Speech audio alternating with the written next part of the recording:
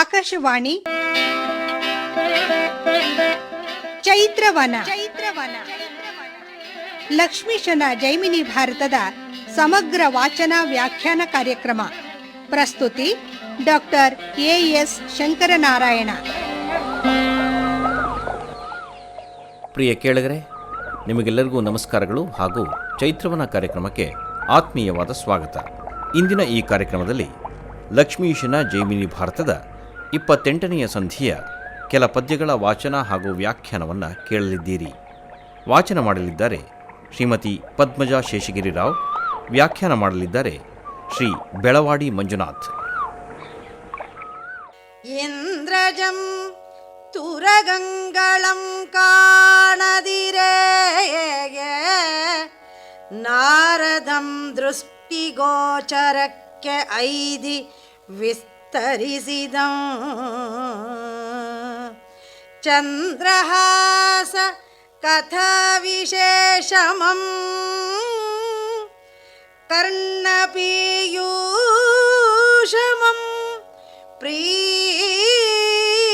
ಪ್ರೀತಿಯಿಂದ ನಾರದಂ ವಿಸ್ತರಿಸಿದಂ ಭೂಮಿಪತಿಗೆ ಬಳಿಕ ಸೌರಾಷ್ಟ್ರದಿಂದ ಸುತ್ರಾಮಸುತಂ ಅಸುರಾರಿ ಸಹಿತ ಕುದುರೆಗಳ ಕೂಡ ಆ ಮಹಾನದವನುತ್ತರಿಸೆ ನಡೆತರುತ್ತಿದ್ದನು ಆ ಪಥದೊಳೈಕಿಲಿಂದೆ ಹೇಮಂತ ಶೈಶಿರದ ಮಾಗಿ ಮಡಲಿಡೆ ತರಣಿ ಸೋಮನಂತಿರೆ ಬಿಸಿಲ್ ಬೆಳದಿಂಗಳ ಒಳಗೆ ತಾಮರಸರಾಜಿ ನಸಿದುವು ಕುಕ್ಕಿದವು ಕೋಗಿಲೆಯ ಕಂಠ ಕಲರವಗಳು. ಸೌರಾಷ್ಟ್ರದಿಂದ ವೀರವರ್ಮನಿಂದ ಬೀಳ್ಕೊಂಡಂತಹ ಕುದುರೆಗಳು ಮಹಾನದಿಯನ್ನು ದಾಟಿ ಅರ್ಜುನ, ಕೃಷ್ಣ, ತಾಮ್ರಧ್ವಜ, ಬಬ್ರುವಾಹನ, ಋಷಿಕೇತು ಮೊದಲಾದವರು ಮುಂದೆ ಹೋದರು. ಹೀಗೆ ಹೋದಂತಹ ಸಂದರ್ಭದಲ್ಲಿ ಕುದುರೆಗಳನ್ನು ಗಮನಿಸುವುದಕ್ಕೂ ಆಗದಂತೆ ಹೇಮಂತ ಋತುವಿನ ಶಿಶಿರ ಒಂದು ಮಾಗಿ ಚಳಿ ಅಲ್ಲಿ ಬಿದ್ದಿತು. ಅದು ಹೇಗಿತ್ತೆಂಬುದನ್ನು ಕವಿ ಎಷ್ಟು ಸ್ವಾರಸ್ಯಕರವಾಗಿ ವರ್ಣಿಸಿದ್ದಾನೆಂದರೆ, ಸೂರ್ಯನು ಚಂದ್ರನಂತೆ ತಂಪಾದನಂತೆ, ಬಿಸಿಲು ಬೆಳದಿಂಗಳಾಯಿತಂತೆ, ತಾವರೆಗಳ ಸಮೂಹ ಮುದುಡಿ ಸೊರಗಿ ಹೋದವಂತೆ, ಇದರಿಂದಾಗಿ ಕೋಗಿಲೆಗಳ ಕಂಠವೂ ಕೂಡ ಉಡುಗಿ ಹೋಗಿತ್ತಂತೆ.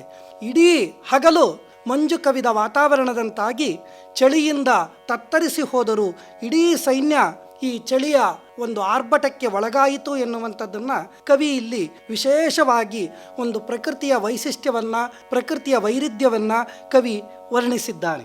ಬಾಲಯರ ಕಡಗಣ್ಣ ಬಾಣದಿಂದ ಅಂಗಜಂ ರೋಲಂಬರಾಜಿ ಸೊಕ್ಕಾನೆಗಳ ಸೊಗಡಿಂದೆ ಕಾಲಮಂ ಕಳೆವಲಾದುದು ಪೂಗಳಿಲ್ಲದೆ ಮಸುಳ್ದುವಿನ ಶಶಿ ರುಚಿಗಳು ಓ ಜ್ವಾಲೆ ಶೀತಳ ಮಾದುದು ಅಗ್ನಿಯಂ ಬಿಟ್ಟು ಕಾಂತಾಲಿಂಗನವನೇ ಬಯಸಿದುದು ಕಾಮುಕ ಜನ ಮೂಲಗಮಂ ಮಾಗಿ ನಡುಗಿಸಿತು ಮೇಣ್ ಉಡುಗಿಸಿತು ಪೆರ್ಚಿದೈಕಿಲಿಂದೆ.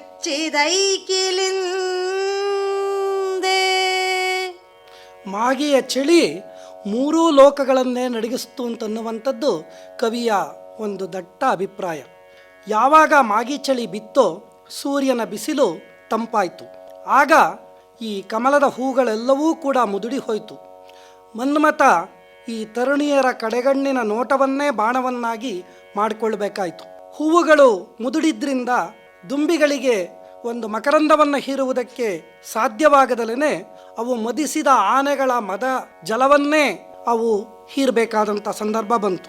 ಬಿಸಿಲು ಬೆಳದಿಂಗಳುಗಳು ಕೂಡ ಮಾಸಿ ಆ ಬಿಸಿಲ ತಾಪ ತಣ್ಣಗಾಗ್ತಾ ಹೋಯಿತು. ಆಗ ರಸಿಕರು ಏನು ಮಾಡಬೇಕಾಯ್ತಪ್ಪ ಅಂತಂದರೆ ಆ ಚಳಿಯನ್ನು ತಡೆದುಕೊಳ್ಳುವುದಕ್ಕೆ ಕಾಂತೆಯರ ಆಲಿಂಗನಕ್ಕೆ ಮಾರು ಹೋಗಬೇಕಾಯ್ತು. ಹೀಗೆ ಚಳಿ ಆ ಸೈನಿಕರನ್ನು ಮಾತ್ರವಲ್ಲ, ಇಡೀ ಪ್ರಕೃತಿಯನ್ನು, ಇಡೀ ಮೂರು ಲೋಕವನ್ನು ನಡುಗಿಸಿ ಉಡುಗಿಸಿ ಬಿಡ್ತು ಅಂತ ಹೇಳಿ ಕವಿ ಇಲ್ಲಿ ವರ್ಣನೆಯನ್ನು ತಂದಿದ್ದಾನೆ. ಉತ್ತಮಾಂಗದ ಗಂಗೆಯಂ ಸಾಗರಕ್ಕೆ ಕಳುಹಿ ಪೊತ್ತ ಶಶಿಕಲೆಯನು ಅಂಬರ ಕಿಟ್ಟು ತನ್ನ ನಡು ನೆತ್ತಿಯೊಳ್ ಕಣ್ಣ ತೆರೆದಗ್ನಿಯಂ ತಾಳ್ದುದು ಅಲ್ಲದೆ ಕಾಂತೆಗರೆ ಮೈಯನು ತೆತ್ತು ಬಿಡದೆ ಅಪ್ಪಿಕೊಂಡಿರ್ಪಂ ಈಶ್ವರಂ ಎನಲ್ ಮತ್ತೆ ಕಾಮಿನಿಯರ ಕುಚಾಲಿಂಗನವನುಳಿದೊಡೆ ಎತ್ತಣದು ಹಿಮಕ್ಕೆ ಭೇಷಜಂ ಎಂದು ವಿರಹಿಗಳ್ ಕೂರ್ಪರನು ಅರಸುತ್ತಿರ್ದರೋ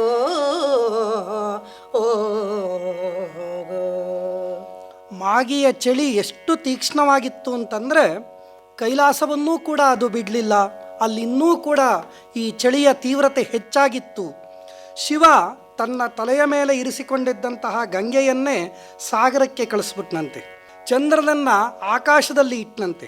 ಅಗ್ನಿಯನ್ನೇ ತನ್ನ ಹಣೆಗಣ್ಣಿನಲ್ಲಿ ಇಟ್ಟುಕೊಂಡು ಇದ್ರೂ ಕೂಡ ಆ ಚಳಿಯನ್ನು ತಡೆಯಲಾರದೆ ತನ್ನ ಪತ್ನಿಗೆ ಅರ್ಧ ದೇಹವನ್ನು ಕೊಟ್ಟು ಅರ್ಧನಾರೀಶ್ವರನಾಗಿದ್ದಾನೆ.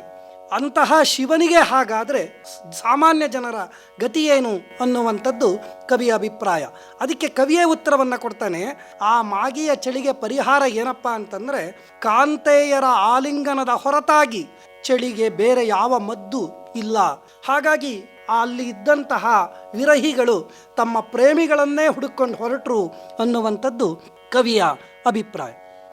ನೆರೆಲೋಭಿ ವಿತ್ತಮಂ ಸುಯಿದಾನಮಂ ಮಾಳ್ಪತೆರದಿಂದೆ ಕಾಮಿನಿ ಪ್ರಣಯಮಂ ನಂಬಿರ್ಪಂ ಅರಿವಿನಂತಿಡಿದ ಶೈಶಿರದ ಶೀತಕ್ಕೆ ಪಗಲ್ ಇರುಳ್ ತಮ್ಮ ಗೂಡುಗಳನ್ನು ಪರಮಟ್ಟು ಪಾರಲೊಲ್ಲದೆ ವಾಯಸ ಪ್ರತತಿ ಗರಿಗಳಂ ಪೊದಿಸಿ ಮೊಗ್ಗುಲಳಿಟ್ಟು ಕೋಗಿಲೆಯ ಮರಿಗಳ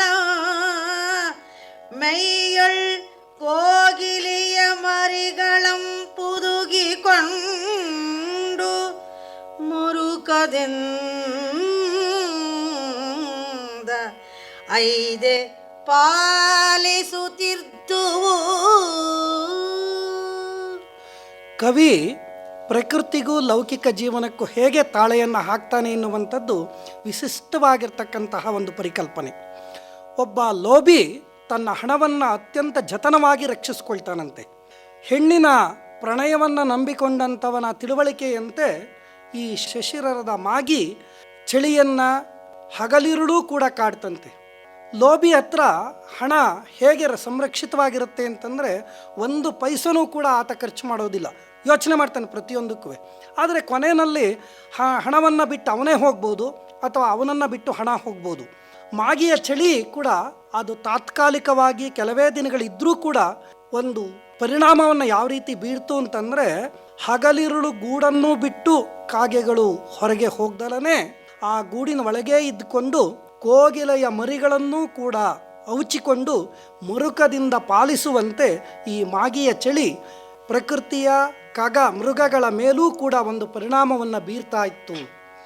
ಭುವನಮಂ ತೀವಿರ್ದ ಹಿಮಮುಮಂ ತಮಮುಮಂ ತವಿಸುವ ತವಕದಿಂದಂ ಅವಗಡಿಸಿ ಜವಗೆಡಿಸಿ ಬವಣೆಗೊಂಡೋ ಅಭ್ರದಳ್ ತೊಳಲುತ್ತೆ ಬಳಲುತ್ತೆ ಬಂದುಡಂ ಮತ್ತೆ ಬಿಡದೆ ಕವಿಯಲ್ ಪ್ರತಾಪದೇಳಿಗೆ ನಂದಿಮಿಗೆ ಕುಂದೆ ರವಿ ತಣ್ಣಗಾದನೆನೆ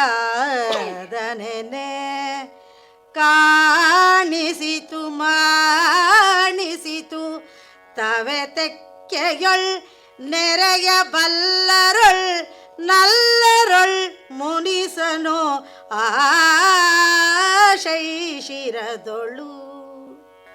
ಶೈಶಿರದ ಚಳಿ, ಅದರ ಜೊತೆಗಿದ್ದಂತಹ ಮಂಜು ಇಡೀ ಭೂಮಂಡಲವನ್ನು ಆವರಿಸಿತು. ಆ ಕವಿದ ಕತ್ತಲೆಯನ್ನು ಹೋಗಲಾಡಿಸಬೇಕು ಅಂತಲೇ ಸೂರ್ಯ ಆತುರದಿಂದ ಭಾನಿಗೆ ಬರೋದಕ್ಕೆ ಪ್ರಯತ್ನವನ್ನು ಪಟ್ಟನಂತೆ. ಅವನ ವೇಗವನ್ನೂ ಕೂಡ ಕುಗ್ಗಿಸಿ ಆಕಾಶದಲ್ಲಿ ತೊಳಲಾಡುತ್ತಾ ಬಂದರೂ ಕೂಡ ಹಿಮ ಮತ್ತೆ ಮತ್ತೆ ಬೀಳ್ತಾ ಇತ್ತು. ಅದು ಈ ಸೂರ್ಯನ ಆಕ್ರಮಣವನ್ನೇ ಕುಗ್ಗಿಸುವಷ್ಟು ತಣ್ಣಗಾಗುವಂತೆ ಅನುಭವವನ್ನು ಕೊಡ್ತಾ ಇತ್ತು. ತೆಕ್ಕೆ ಹಾಕಿ ಒಡಗೂಡಲು ಹಿಂಜರಿದಂತಹ ಪ್ರಿಯಕರರ ಕೋಪ ಹೋಗುವಂತೆ ಈ ಮಾಗಿಯ ಚಳಿ ಪರಿಣಾಮವನ್ನು ಉಂಟು ಮಾಡ್ತಾ ಇತ್ತು.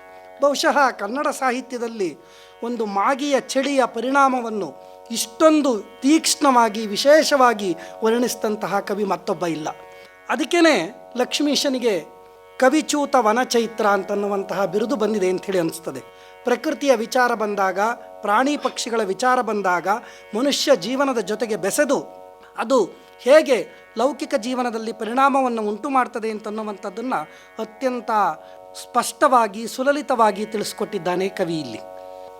ಉರ್ವೀಶ ಕೇಳ್ ಬಳಿಕ ಸೇನಾ ಸಮಗ್ರದಿ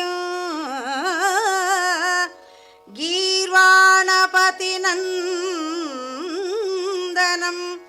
ಬಹಳ ದೇಶ ವನ ಪರ್ವತ ನದಿ ನದನಂಗಳನುತ್ತರಿಸಿ ಕುದುರೆಗಳ ಹಿಂದುಗೊಂಡು ಬರಲು ತರ್ವಾಯೊಳ್ ಅಳವು ಹಾಯ್ದುವ ಅನಿಲ ಜವದಿಂ ಪಡೆಯೊಳ್ ಉರ್ವರುಂ ಉರಿಯದಂತೆ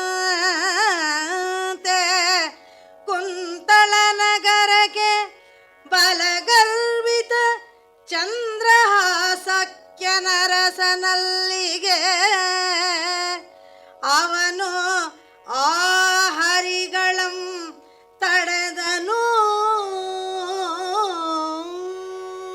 ಜನಮೇಜಯನೇ ಕೇಳು, ಇಂತಹ ಮಾಗಿ ಚಳಿ ಇದ್ದರೂ ಕೂಡ ಅರ್ಜುನ ತನ್ನೊಡನಿದ್ದಂತಹ ಸೈನ್ಯದೊಂದಿಗೆ ಅನೇಕ ದೇಶಗಳು, ಪರ್ವತಗಳು, ನದಿ ನದಗಳನ್ನು ದಾಟಿ ಕುದುರೆಗಳನ್ನು ಸೈನ್ಯ ಸಮೇತನಾಗಿ ಹಿಂಬಾಲಿಸ್ತಾ ಇದ್ದ. ಯಾಗದ ಕುದುರೆಗಳು ವಾಯು ವೇಗದಲ್ಲಿ ಓಡ್ತಾ ಇದ್ವು. ಆದರೂ ಸಹ ಇಡೀ ಸೈನ್ಯ ಆ ಕುದುರೆಗಳನ್ನು ಹಿಂಬಾಲಿಸ್ತಾ ಇದ್ವು. ಆದರೆ ಇದ್ದಕ್ಕಿದ್ದಂತೆ ಕುದುರೆಗಳು ಮಾಯವಾದಂತೆ ಗೋಚರವಾಯಿತು. ಅವುಗಳು ಎಲ್ಲಿಗೆ ಹೋದವು ಅಂಥೇಳಿ ಆತಂಕ ಉಂಟಾಯಿತು. ಹೀಗೆ ಆತಂಕ ಉಂಟಾದಾಗ ಅವು ಕುಂತಳ ನಗರಕ್ಕೆ ಹೋದವು. ಅಲ್ಲಿನ ದೊರೆ ಪರಾಕ್ರಮಿಯಾಗಿರ್ತಕ್ಕಂಥ ಚಂದ್ರಹಾಸ ಆ ಕುದುರೆಗಳನ್ನು ಕಟ್ಟಿಕೊಂಡಿರ್ತಾನೆ.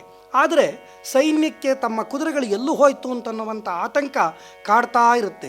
ಈಗ ಏನು ಮಾಡೋದು ಅನ್ನುವಂಥ ಆಲೋಚನೆಯಲ್ಲಿ ಇದ್ದಾಗ ಬೆಂಗಾವಲಾಗಿರ್ತ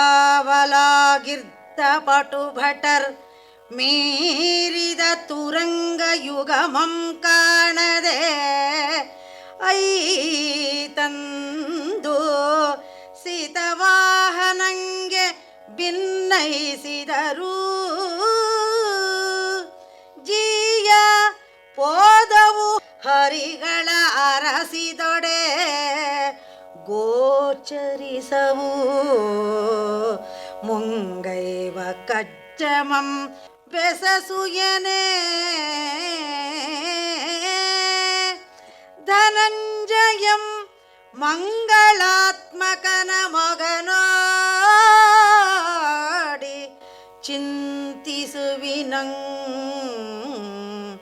ಕಂಗೊಳಿಸಿತು.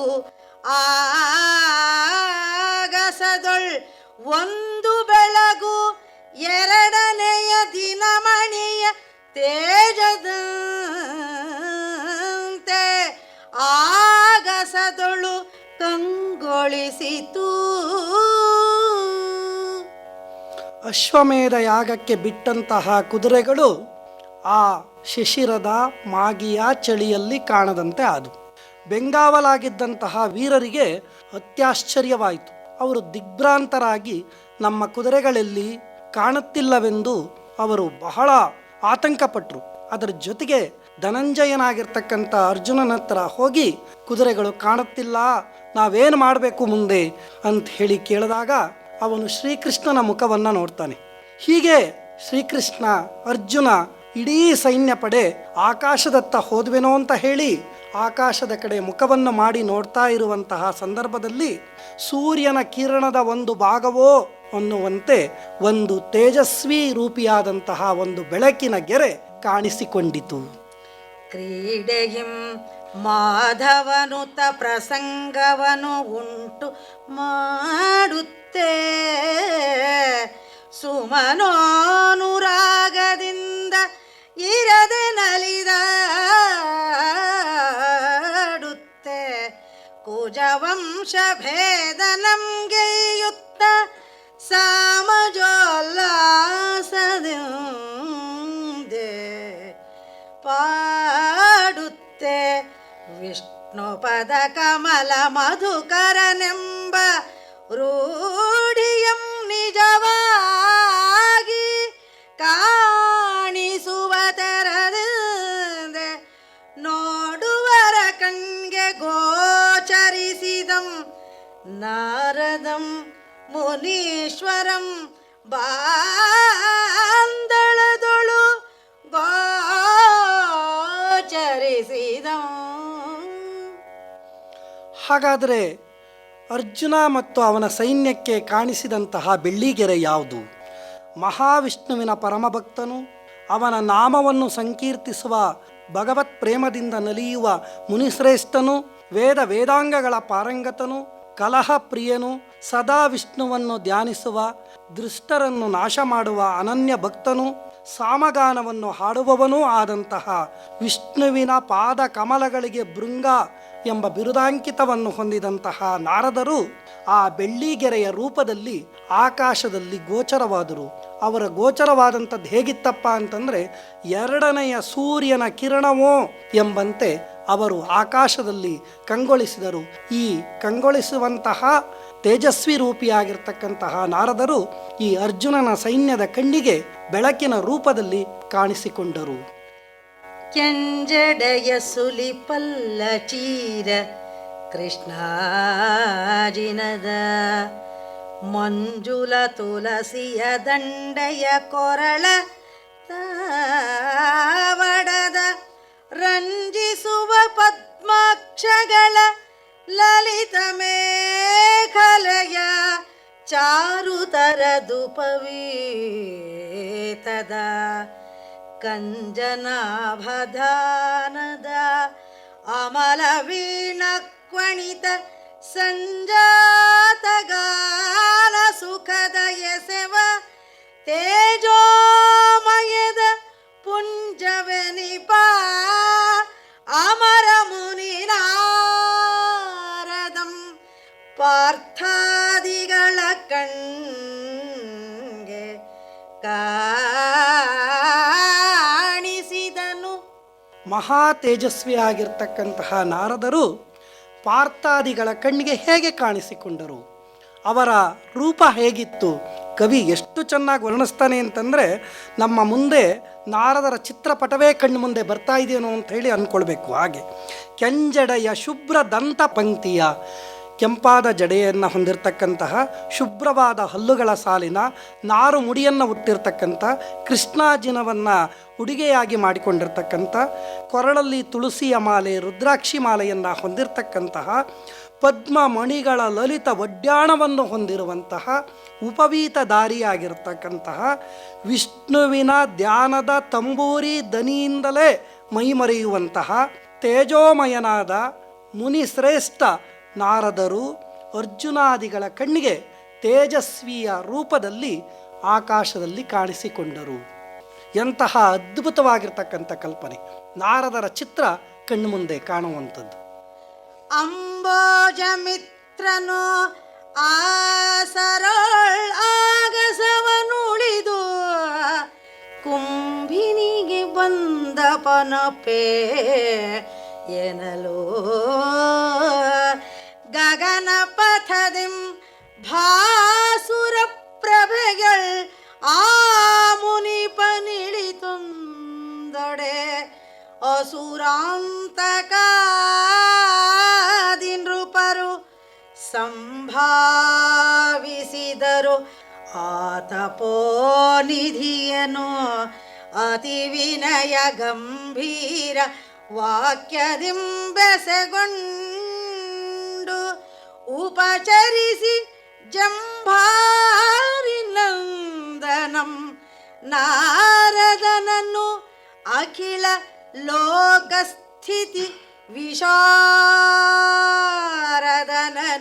ತ್ರಿಲೋಕ ಸಂಚಾರಿಯಾದ ಮಹಾ ತೇಜಸ್ವಿಯಾದ ಲೋಕಸ್ಥಿತಿ ವಿಶಾರದರಾದ ನಾರದರು ಎಷ್ಟು ತೇಜಸ್ವಿ ಆಗಿದ್ರು ಅಂತನ್ನುವಂಥದ್ದನ್ನು ಕವಿ ಹೇಳ್ತಾನೆ. ಸಾಕ್ಷಾತ್ ಸೂರ್ಯನೇ ಆಗಸದಿಂದ ಭೂಮಿಗೆ ಬಂದನೋ ಎಂಬಂತೆ ತಪೋನಿಧಿಯಾಗಿರ್ತಕ್ಕಂತಹ ನಾರದರು ಭೂಲೋಕಕ್ಕೆ ಇಳಿದರು. ಅಖಿಲ ಲೋಕಸ್ಥಿತಿಯ ವಿಶಾರದರಾಗಿರ್ತಕ್ಕಂತಹ ನಾರದರನ್ನು ಕೃಷ್ಣನಾದಿಯಾಗಿ ಅರ್ಜುನ ಮತ್ತು ಅವನ ಸೈನ್ಯ ಪಡೆ ನಮಸ್ಕರಿಸಿ ಅತ್ಯಂತ ವಿನಯ ಮತ್ತು ಗೌರವದಿಂದ ಉಪಚರಿಸಿ ಕರೆತಂದರು. ಅವರಿಗೆ ಅರ್ಘ್ಯ ಪಾದ್ಯಾದಿಗಳನ್ನು ಕೊಟ್ಟು ಒಂದು ಪ್ರಶ್ನೆಯನ್ನು ಕೇಳ್ತಾರೆ. ತಮ್ಮಲ್ಲಿರ್ತಕ್ಕಂಥ ಆತಂಕವನ್ನು ನಿವಾರಿಸಿಕೊಳ್ಳುವಂತಹ ಪ್ರಶ್ನೆ ಅವರನ್ನು ಕೇಳ್ತಾರೆ. ಎಲ್ಲ ಲೋಕಗಳ ಸುದ್ದಿಯನ್ನು ಬಲ್ಲಂತಹ ನಾರದರೆ ನಮ್ಮ ಸಮಸ್ಯೆಯನ್ನು ನೀವು ಆಲಿಸಿಕೊಳ್ಳಬೇಕು. ಇಲ್ಲಿ ಕವಿ ಎಷ್ಟು ವಿಶೇಷತೆಯನ್ನು ತಂದಿದ್ದಾನೆ ಅಂತಂದರೆ, ಕೃಷ್ಣನೇ ಸಾಕ್ಷಾತ್ ವಿಷ್ಣುವಿನ ರೂಪ, ವಿಷ್ಣುವಿನ ಭಕ್ತರು ನಾರದರು. ಆದರೆ ಆ ಸಂದರ್ಭದಲ್ಲಿ ತ್ರಿಲೋಕ ಸಂಚಾರಿಯಾಗಿರ್ತಕ್ಕಂಥ ನಾರದರು ಬಂದಾಗ ಕೃಷ್ಣನಾದಿಯಾಗಿ ಆ ಕುತೂಹಲವನ್ನು ಕವಿ ಹೇಗೆ ಕೆರಳಿಸ್ತಾನೆ ಅಂತಂದರೆ, ಕೃಷ್ಣನಾದಿಯಾಗಿ ಅರ್ಜುನ ಎಲ್ಲರೂ ಕೂಡ ನಾರದರಲ್ಲಿ ತಮ್ಮ ಆತಂಕವನ್ನು ವ್ಯಕ್ತಪಡಿಸ್ತಾರೆ. ಎಲೆ ಮುನೀಶ್ವರ ತನ್ನ ಕುದುರೆಗಳ್ ಪೋದವು ಈ ನೆಲದೊಳ್ ಆವ ಎಡೆಯುಳ್ ಇದ್ದಪವು ಎಂದರಿಗೆ ಮುನೀಶ್ವರ. ಇನ್ನು ಬಲವಂತರು ಈ ಸ್ಥಳದೊಳ್ ಇಲ್ಲಲೇ ಕಂಡುದಂ ತನಗೆ ವರೆಯವೇಳುವುದು ಎಂದು ಫಲುಗುಣಂ ಕೇಳ್ದೊಡೆ. ಆನಾರದಂ ನಸುನಗುತೆಗೆ ಸುಲಲಿತಾಶ್ವಂಗಳೈದಿದವು ಕುಂತಳಪುರಕ್ಕೆ ಚಂದ್ರಹಾಸಖ್ಯ ನರಸ. ಅಲ್ಲಿಗೆ ಆ ನೃಪಂ ಕಟ್ಟಿಕೊಂಡಿಗನು ಸುಲಲಿತ ಅಶ್ವಂಗಳ ಎಂದನು ನಾರದ. ಜೈಮಿನಿ ಭಾರತದ 28ನೇ ಆಶ್ವಾಸದಲ್ಲಿ ಅತ್ಯಂತ ಧ್ವನಿಪೂರ್ಣವಾಗಿರ್ತಕ್ಕಂಥ ಪದ್ಯ ಇದು ಮತ್ತು ಸಂಭಾಷಣೆಯಿಂದ ಕೂಡಿರ್ತಕ್ಕಂಥ ಪದ್ಯ. ಅರ್ಜುನನ ಪ್ರಶ್ನೆ, ನಾರದರ ಉತ್ತರ ಎಷ್ಟು ಸೊಗಸಾಗಿದೆ ಅಂತಂದರೆ, ಕೇಳಿದಂತಹ ಪ್ರಶ್ನೆಗೆ ತಕ್ಕಂಥ ಉತ್ತರವನ್ನು ಕೊಟ್ಟು ಇಡೀ ಸಮೂಹದ ಆತಂಕವನ್ನು ನಾರದರು ಕಳೀತಾರೆ. ಅರ್ಜುನ ಕೇಳ್ತಾನೆ, ಎಲೈ ಮುನೀಶ್ವರನೇ, ನಮ್ಮ ಕುದುರೆಗಳು ಎತ್ತ ಹೋದವು? ನಮ್ಮ ಕುದುರೆಗಳು ಎಲ್ಲಿ ಹೋಗಿದೆ? ಈ ಭೂಮಿಯ ಮೇಲೆ ಯಾವ ಕಡೆ ಇವೆ? ಅದನ್ನು ಎದುರಿಸುವಂಥವರು ಯಾರು? ಈ ಪ್ರಶ್ನೆಯನ್ನು ಒಟ್ಟಿಗೆ ಕೇಳಿದಾಗ ಅದರ ಜೊತೆಗೆ ಹೇಳ್ತಾನೆ, ನಮ್ಮ ಅಶ್ವಗಳು ತಮಗೆ ಗೋಚರಿಸಿದವೆ. ತಾವು ತ್ರಿಲೋಕ ಸಂಚಾರಿಯಾಗಿರ್ತಕ್ಕಂಥ ತಮಗೆ ನಮ್ಮ ಅಶ್ವಮೇಧ ಯಾಗದ ಕುದುರೆಗಳೇನಾದರೂ ಕಂಡಿವೆ ಅಂತೇಳಿ. ಹಾಗೆ ಕೇಳಿದ ತಕ್ಷಣ ನಾರದರು ಎಷ್ಟು ಸೂಕ್ಷ್ಮವಾದಂಥ ಉತ್ತರವನ್ನು ಕೊಡ್ತಾರೆ ಅಂತಂದರೆ, ಅರ್ಜುನನೂ ವೀರ, ಬಿಟ್ಟಿರ್ತಕ್ಕಂತಹ ಕುದುರೆಗಳೂ ಕೂಡ ಬಲಶಾಲಿಯಾಗಿರ್ತಕ್ಕಂಥವು. ಅವುಗಳನ್ನು ಕಟ್ಟಿಕೊಂಡಿರ್ತಕ್ಕಂಥ ಚಂದ್ರಹಾಸನೂ ಕೂಡ ಅಷ್ಟೇ ವೀರ ಮತ್ತು ಸದ್ಗುಣ ಸಂಪನ್ನ. ಇದೆಲ್ಲವುದನ್ನೂ ಕೂಡ ದೃಷ್ಟಿಯಲ್ಲಿಟ್ಟುಕೊಂಡು ನಾರದರು ನಸುನಗುತ ಅಂತನ್ನೋದಕ್ಕೆ ಬಹಳ ಅರ್ಥ ಇದೆ. ಇದನ್ನೆಲ್ಲದನ್ನು ಇಟ್ಕೊಂಡು ಸುಂದರವಾದ ಕುದುರೆಗಳು ಕುಂತಳಪುರದತ್ತ ಹೋಗಿವೆ, ಕುಂತಳ ದೇಶದ ಕಡೆಗೆ ಹೋಗಿದೆ. ಅಲ್ಲಿ ಹೇಳ್ತಾರೆ ಮತ್ತೆ ಗುಣವಾಚಕವನ್ನು ಬಳಸಿ, ಅಲ್ಲಿನ ವೀರ ಅರಸ ಚಂದ್ರಹಾಸ ಕಟ್ಟಿಕೊಂಡಿದ್ದಾನೆ. ಇಲ್ಲಿ ಕುದುರೆಗಳು ಎಲ್ಲಿ ಹೋಗಿದೆ ಅಂತಲೂ ಗೊತ್ತಾಯಿತು, ಅದನ್ನು ಕಟ್ಟಿಕೊಂಡಿರುವಂಥವ್ರು ಯಾರು ಅಂತಲೂ ಗೊತ್ತಾಯಿತು. ಈ ಮಾತಿನಲ್ಲಿ ಮುಂದೆ ಅರ್ಜುನ ಅವುಗಳನ್ನು ಬಿಡಿಸಿಕೊಳ್ಳುವುದಕ್ಕೆ ಹೇಗೆ ಸಿದ್ಧವಾಗಬೇಕು ಅನ್ನುವಂಥ ಸೂಚನೆಯನ್ನು ಕೂಡ ನಾರದರು ಕೊಟ್ಟಿದ್ದಾರೆ. ಹಿಂದಡ ಅರಸುಗಳ ಬಲಂ ಇವನ 16ರೊಳಗೆ ಒಂದು ಕಳೆಯಲ್ಲ. ಇವಂ ಪರಮ ವೈಷ್ಣವನು ಇವನ ಮುಂದೆ ಅಧಟರಂ ಕಾಣೆನಾಹವದೊಳು. ಈತನ ಚರಿತ್ರಂ ಅತಿ ಚಿತ್ರಮೆಂದು ಮಂದಸ್ಮಿತದೊಳು ಆತಪೋಧನಂ ಪೇಳ್ದೊಡೆ. ಪುರಂದರಾತ್ಮಜನು ಅವನ ವರ್ತನವನಾದ್ಯಂತದಿಂದ ಎನಗೆ ವಿಸ್ತರಿಸಿ ಪೇಳುವುದು ಎನಲು. ಅರ್ಜುನಂಗೆ ಆತಪೋನಿಧಿ ನುಡಿದನೋ. ಒಬ್ಬ ವೀರನಿಗೆ ಮಣಿಯುತ್ತಾನೆ ಎನ್ನುವಂಥ ಮಾತಿದೆ. ಅದಕ್ಕೆ ಸಾಕ್ಷಿಯಾಗಿ ನಾರದರು ಚಂದ್ರಹಾಸನ ವೀರತ್ವವನ್ನು, ಅವನ ಭಕ್ತಿಯನ್ನು ವರ್ಣಿಸ್ತಾರೆ. ಹಾಗೆ ವರ್ಣಿಸಿದಂಥ ಸಂದರ್ಭದಲ್ಲಿ ಇಂತಹ ಆತಂಕದ ಸಂದರ್ಭದಲ್ಲೂ ಕೂಡ ಅವನ ಚರಿತ್ರೆಯನ್ನು ಪೂರ್ಣವಾಗಿ ಕೇಳಬೇಕು ಅನ್ನುವಂಥ ಕುತೂಹಲ ಅರ್ಜುನನಲ್ಲಿ ಹುಟ್ಟುತ್ತದೆ. ನಾರದರು ಹೇಳ್ತಾರೆ, ಇಲ್ಲಿ 2 ಮುಖ್ಯವಾಗಿರ್ತಕ್ಕಂಥ ಅಂಶ. ಒಂದು, ಅವನು ಎಂತಹ ವಿಷ್ಣು ಭಕ್ತ ಅಂತ, ಮತ್ತೊಂದು ಅವನು ಎಂತಹ ವೀರ ಅಂತ. ವೀರ ಆಗಿರೋದ್ರ ಜೊತೆಗೆ ಭಕ್ತ ಆಗಿರೋದ್ರಿಂದ ಅವನಿಗೆ ಶ್ರೇಷ್ಠತೆ, ಭಕ್ತ ಆಗಿರೋದ್ರ ಜೊತೆಗೆ ವೀರ ಆಗಿರೋದ್ರಿಂದ ಅವನಿಗೆ ಔನ್ನತ್ಯ ಅನ್ನುವಂಥ ಮಾತಿದೆ. ಚಂದ್ರಹಾಸನು ಪರಮ ವಿಷ್ಣು ಭಕ್ತ, ವೀರಾಗ್ರಣಿ. ಅವನಿಗೆ ಸರಿಸಮಾನವಾದಂಥ ಯೋಧರೇ ಈ ಭೂಲೋಕದಲ್ಲಿಲ್ಲ. ಇಲ್ಲಿರುವ ಅರಸರ ಬಲ ಇದೆಯಲ್ಲ, ಅವನ 16 ಆಣೆಯ ಒಂದು ಭಾಗವೂ ಕೂಡ ಇಲ್ಲ. ಇವನೊಡನೆ ಹೋರಾಡುವ ವೀರರಾರನೂ ಕಾಣೆ. ಇವನ ಚರಿತ್ರೆ ವಿಚಿತ್ರವಾದುದು, ಅತ್ಯಂತ ಧ್ವನಿಪೂರ್ಣವಾಗಿರ್ತಕ್ಕಂಥ ಮಾತು. ಇಷ್ಟೆಲ್ಲ ಹೇಳ್ತಾನೆ. ಅವನು ಪರಮಭಕ್ತ, ವೀರ, ಇವನ ಜೊತೆ ಹೋರಾಡೋದಕ್ಕಾಗಲ್ಲ. ಇಲ್ಲಿರೋ ಎಲ್ಲ ಅರಸರುಗಳು ಸೈನ್ಯವನ್ನು ಸೇರಿರೂ ಕೂಡ ಅವನ 16ರಲ್ಲಿ ಒಂದು ಭಾಗ ಆಗಲ್ಲ ಅಂತ. ಕೊನೆಗೆ ಹೇಳ್ತಾನೆ, ಇವನ ಚರಿತ್ರೆ ವಿಚಿತ್ರವಾದುದು. ತಪೋನಿಧಿ. ನಾರದರು ಹೀಗೆ ಹೇಳಬೇಕಾದ್ರೆ ಇದರಲ್ಲಿ ಏನೋ ವಿಶೇಷತೆ ಇರಬೇಕು ಅಂತ ಹೇಳಿದಾಗ ಅರ್ಜುನ ತನ್ನ ಕುದುರೆಗಳ ಆತಂಕವನ್ನೂ ಬಿಡ್ತಾನೆ, ಮಾಗಿ ಚಳಿ ಹುಡುಗಿಸ್ತಾ ಇರ್ತಕ್ಕಂತಹ ಆತಂಕವನ್ನೂ ಮರಿತಾನೆ. ಅವನು ಕೇಳ್ತಾನೆ, ಈತನ ವರ್ತಮಾನವನ್ನು ಸವಿಸ್ತಾರವಾಗಿ ಹೇಳಿ ಎಂದು ನಾರದರಲ್ಲಿ ಅತ್ಯಂತ ವಿನಯದಿಂದ ಪ್ರಾರ್ಥಿಸಿಕೊಳ್ಳುತ್ತಾನೆ. ಇದುವರೆಗೆ ಲಕ್ಷ್ಮೀಶನ ಜೈಮಿನಿ ಭಾರತದ 28ನೆಯ ಸಂಧಿಯ ಕೆಲ ಪದ್ಯಗಳ ವಾಚನ ಹಾಗೂ ವ್ಯಾಖ್ಯಾನವನ್ನು ಕೇಳಿದಿರಿ. ವಾಚನ ಮಾಡಿದವರು ಶ್ರೀಮತಿ ಪದ್ಮಜಾ ಶೇಷಗಿರಿರಾವ್, ವ್ಯಾಖ್ಯಾನ ಮಾಡಿದವರು ಶ್ರೀ ಬೆಳವಾಡಿ ಮಂಜುನಾಥ್. ಚೈತ್ರವನ ಕೇಳಿದ್ರಿ. ಕಾರ್ಯಕ್ರಮದ ಪ್ರಸ್ತುತಿ ಡಾಕ್ಟರ್ ಎಎಸ್ ಶಂಕರನಾರಾಯಣ. ನಿರ್ಮಾಣ ನೆರವು ಸಂಜೀವ ಆರ್ ನಾಮಣ್ಣವರ್. ಇದು ಇಂದಿನ ಚೈತ್ರವನ. ಈ ಕಾರ್ಯಕ್ರಮ ಆಕಾಶವಾಣಿ ಭದ್ರಾವತಿ ಕೇಂದ್ರದ ಕೊಡುಗೆ.